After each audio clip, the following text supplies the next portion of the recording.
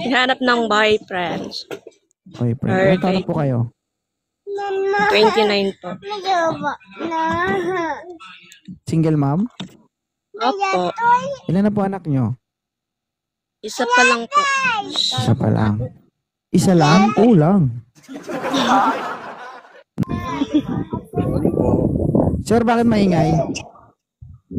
Walang ingay sa akin, sir. Wala. Goods lang, goods. Ilan taon ka na, sir? 34. 34. O si ma'am, 29. Okay lang po. Meant to be.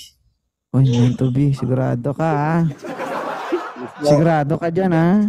Deal na po, deal. Gigil na si ma'am. Oo. Sige po, sige po. Willing ka bang maging tatay ng anak niya? May isa siyang anak. Okay lang po. It's all goods. Uy, all goods daw, ma'am. Makaana-ana na sila. All.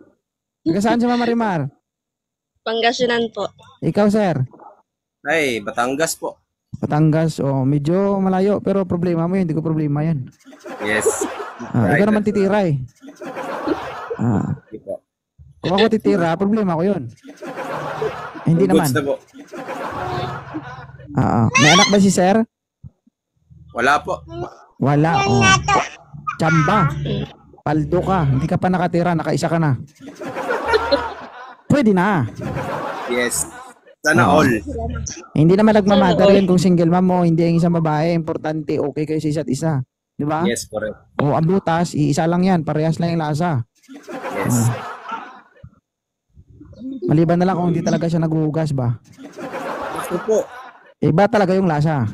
Yes. Kaya wag makalimot, lagi magpaalala. Yes. Sabihin mo lagi sa kanya, maghugas ka, ha? Baka pag kinain ko yan, hindi ko makakaya. Ako po. Hindi naman na kayo bata. Ano lang, kidding aside. Yes, yes. Depende sa inyo, malay nyo. Itong live na to, ito yung maging daan para, diba? Magsama kayo ng napakatagal. Sana all. Tapos maghihiwalay. Pero nasa inyo naman yun eh. Malay nyo. Hindi natin alam. Mama Rimar, okay lang si sir? Okay lang po. Paldo. Solve ang problema. Okay. Isang taon na nahimik, ngayon mabubungkag na. Aba. Sige. Sige po. Nakupo. Ikaw pa, nakupo ka dyan. Ay, las mo, sir. Ayun, nasa legal age na kayo mga ma'am, sir. No? Alam nyo na yung tama at mali. Sige, sige. Correct, correct. No?